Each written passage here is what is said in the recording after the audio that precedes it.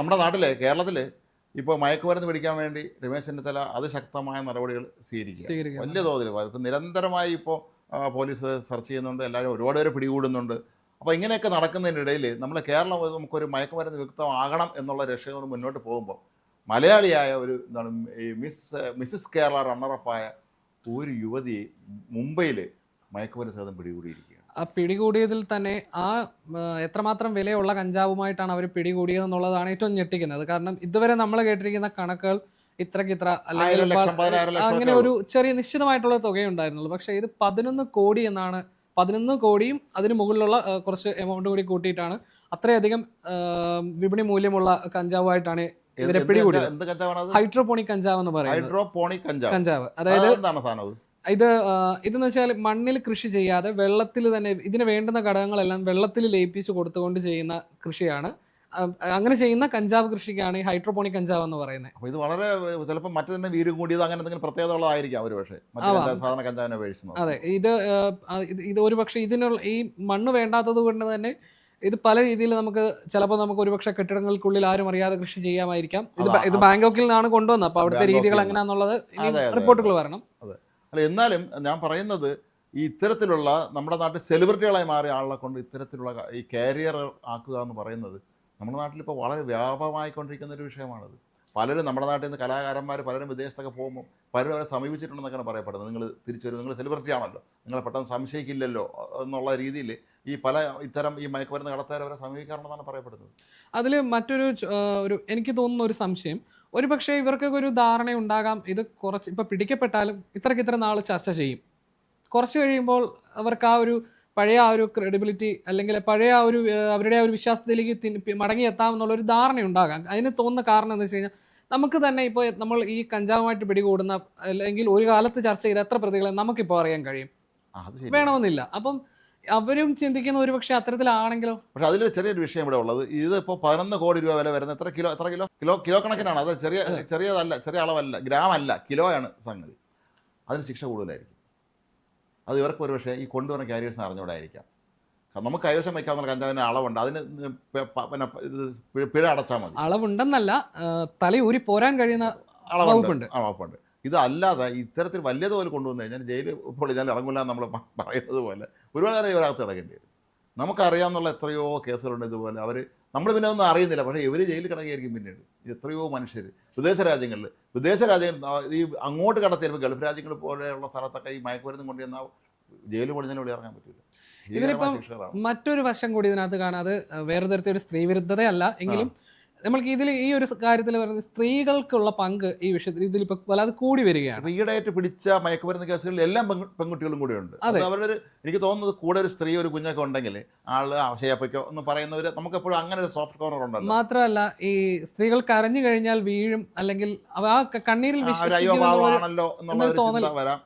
അല്ല, അത് തന്നെയായിരിക്കാം ജസ്റ്റിൻ പറഞ്ഞത് തന്നെ. ഈ സ്ത്രീകളെ പ്രധാനമായിട്ട് ഈ കാരിയേഴ്സ് ആക്കുന്നതിൻ്റെ പിന്നെ രഹസ്യം ഇത് തന്നെയായിരിക്കും. പിന്നെ ഈ പറഞ്ഞ ഒരു സെലിബ്രിറ്റി ആണെങ്കിൽ, ഇപ്പോൾ വലിയ ഒരു സിനിമ താരം അങ്ങനെയൊക്കെ സെലിബ്രിറ്റി ആണെങ്കിൽ അവിടെ എത്തുമ്പോൾ ഉദ്യോഗസ്ഥന്മാരൊക്കെ നോക്കുമ്പോൾ ഒരു സെലിബ്രിറ്റി വരെയാണ് പോകും. ഈ പിടിക്കപ്പെട്ട യുവതി സെലിബ്രിറ്റി എന്ന് വെച്ചാൽ മോഡൽ മാത്രമാണ്, മറ്റു നടിയോ കാര്യങ്ങളൊന്നും അല്ല, വെറും ഒരു മോഡൽ മാത്രം. പക്ഷേ നമുക്ക് അവരെ പടം കണ്ടാൽ പണം മനസ്സിലായി, ആരും നമുക്ക് അറിയില്ലായിരുന്നു.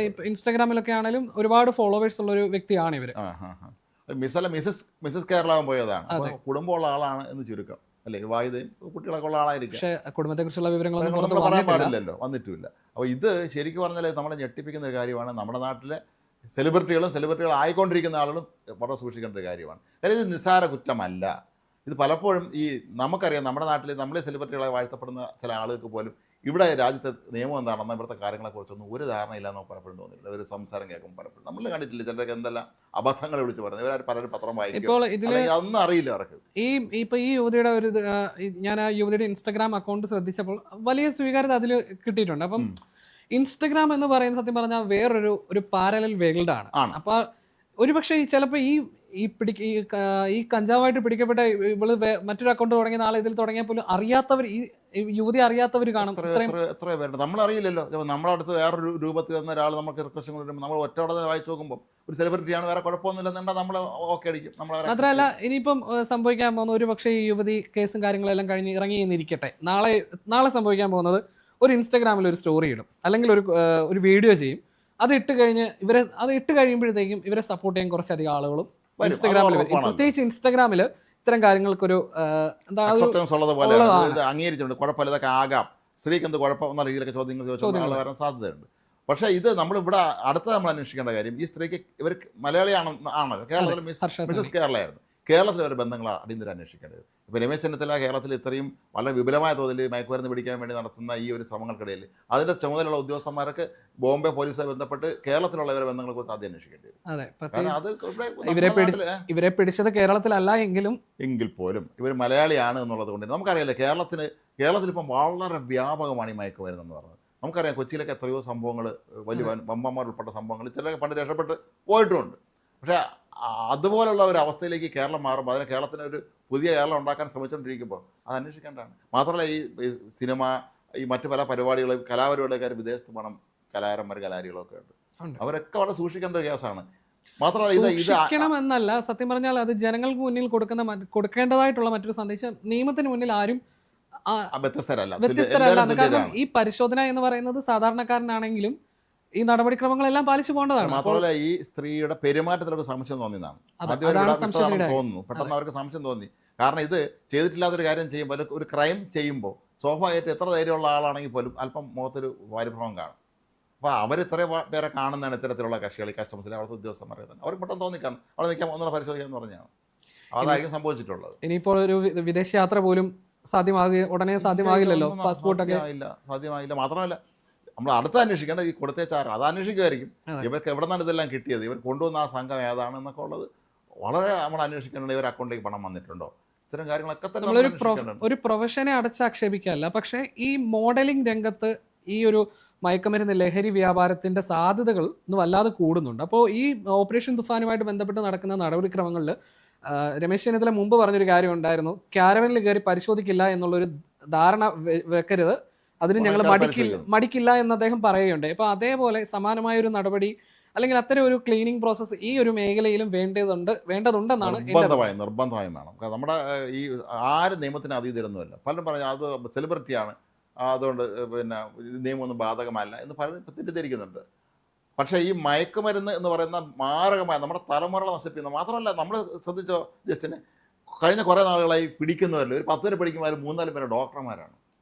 നമ്മൾ നാളൊരു അസുഖം ചെല്ലേണ്ട ആളല്ല, നമ്മുടെ ഡോക്ടർമാർ മാത്രമല്ല ഉയർന്ന പ്രൊഫഷണലാണ്, ഹൈ പ്രൊഫഷണൽസ് ആണ്. ഇടയ്ക്ക് തിരുവനന്തപുരത്ത് ഒരാളെ പിടിച്ചിട്ടുണ്ട്, അയാൾ വീട്ടിൽ നട്ടു വളർത്തിയിട്ട് ചമ്മന്തി അരച്ച് കഴിക്കുന്നുണ്ടെന്ന് ഈ കഞ്ചാവ്. അയാൾ വേറെ പിന്നെ എന്തോ ഭക്ഷണത്തോട് ചേർത്ത് കഴിക്കുന്നു, പാൽ അരച്ച് ചേർത്ത് കുടിക്കുന്നുണ്ടെന്ന് പറയുന്നത്. നമുക്ക് ശരിക്കും പറഞ്ഞാൽ അവരൊക്കെ IT മേഖലയിൽ വലിയ ടോപ്പ് പോസ്റ്റ് ഇരിക്കുന്ന ഒരാളിനെ കുറിച്ചാണ് ആ വാർത്ത വന്നത്. തെക്കന പാർക്കിൽ മലയാളി അല്ലായാലും നോർത്ത് ഇന്ത്യക്കാരനാണെന്ന്. പക്ഷേ ഇങ്ങനെയുള്ള വലിയൊരു തലമുറ ഈ നശിച്ചുകൊണ്ടിരിക്കുമ്പോൾ അത് നമ്മൾക്ക് മാതൃക ആകേണ്ടവരാണ് ഈ സെലിബ്രിറ്റികൾ എന്ന് പറയുന്നത്. സെലിബ്രിറ്റി നമുക്ക് മാതൃക എന്നൊരു അഭിപ്രായത്തോടെ എനിക്ക് യോജിപ്പില്ല. കാരണം നമ്മളൊരു വ്യക്തിയെ നമ്മൾ ഒരിക്കലും ഒരു വ്യക്തിയുടെ മാതൃക അല്ലല്ലോ നമ്മൾ സ്വീകരിക്കുന്നത്. നമുക്ക് ശരിയെന്ന് തോന്നുന്ന ഈ അനുകരിക്കുന്ന ശീലം വളരെ കൂടുതലാണ്. അതുണ്ട്, അത് പ്രത്യേകിച്ച് യുവതലമുറയിൽ അത് വളരെ കൂടുതലാണ്. അപ്പൊ നമുക്ക് ഈ മാതൃക എന്നതിനേക്കാൾ ഉപരി എന്താ ഒരു അനുകരണ ശൈലി എന്നുള്ളതേ പറയാൻ കഴിയുള്ളൂ. ഏതായാലും ഇത് ഭയങ്കര ഞെട്ടിപ്പിക്കുന്ന ഒരു സംഭവം തന്നെയാണ്. ഇത് നമ്മൾ വളരെ ശ്രദ്ധിക്കുക. നമ്മൾ ഈ നമ്മുടെ സമൂഹത്തിൽ നമ്മൾ ഏറെ ആദരവോടെ കാണുന്ന, അല്ലെങ്കിൽ നമ്മൾ എല്ലാവരും വളരെ സ്നേഹത്തോടെ കാണുന്ന ആളുകളൊക്കെ ഈ പരിപാടിക്ക് ഇറങ്ങി പുറപ്പെടും. അറിയാതെ ആയിരിക്കും ഇത് കൊണ്ടുവന്നിട്ടുള്ളത്. മാത്രമല്ല നേരത്തെ ഇതുപോലെ പലപ്പോഴും കൊണ്ടുവന്നിട്ടുണ്ടോ എന്നുള്ള ആൾക്കറിയാം. അപ്പോൾ ഇതൊക്കെ അന്വേഷിക്കേണ്ടി വരും. ഒപ്പം കേരള ബന്ധമാണ് ഇതിൽ ഏറ്റവും അന്വേഷണം. ഇതിൽ ഈ യുവതി പറഞ്ഞൊരു കാര്യം അജ്ഞാതനായ ഒരു വ്യക്തി കൊടുത്ത പൊതിയാണെന്നാണ് പറയുന്നത്. അജ്ഞാതൻ എന്ന് പറയാം, അത് ഒരു ഇന്നത്തെ കാലത്ത് സാമാന്യ ബുദ്ധിയുള്ള ആരും തന്നെ ഒരു അജ്ഞാതൻ ഫ്ലൈറ്റ് കയറുന്ന അതിൽ പൊതുവിനെ കൊടുത്തിട്ട് കൊണ്ടുപോയിക്കൊള്ളൂ എന്ന് പറഞ്ഞാൽ ആരും വാങ്ങില്ല. കാരണം ഇത് അറിയാം, പണ്ട് ഇങ്ങനെ അബദ്ധത്തിൽപ്പെട്ട് പലരും ജയിലിലായിട്ടുണ്ടെന്ന് കേട്ടിട്ടുള്ളതാണ്. ഓരോ പൊതുവിനെ കൊടുത്തിട്ട് എൻ്റെ അനിയൻ അവിടെ ഉണ്ട്, മോനോടെ ഉണ്ട്, കൊടുത്തേക്ക് വന്ന് ചോദിച്ചു കൊണ്ടുപോവുകയും അവസാനം അവർ ജയിലിലായി പോവുകയും ചെയ്ത ഒരുപാട് കഥകൾ നമ്മൾ കേട്ടിട്ടുള്ളതാണ്. അപ്പോൾ അങ്ങനെയാണ് സംഭവിച്ചതെങ്കിൽ പോലും അത് അവരുടെ ബുദ്ധിയില്ലായ്മ എന്ന് മാത്രമേ പറയാൻ കഴിയുകയുള്ളൂ. ഏതായാലും ഈ വരും ദിവസങ്ങളിൽ ഇത് സംബന്ധിച്ച് കൂടുതൽ വിശദാംശങ്ങൾ പുറത്തു വരും. ഒരുപക്ഷെ കേരളത്തിലേക്കും ഇതിൻ്റെ അന്വേഷണം വ്യാപിപ്പിക്കുകയും കേരളത്തിലെ പ്രമുഖരായ ആൾക്കെല്ലാം ഇതിൽ എത്ര പേർക്ക് ഇത് ബന്ധമുണ്ട് എന്നുള്ള കാര്യം കണിശമായും അന്വേഷിക്കുകയും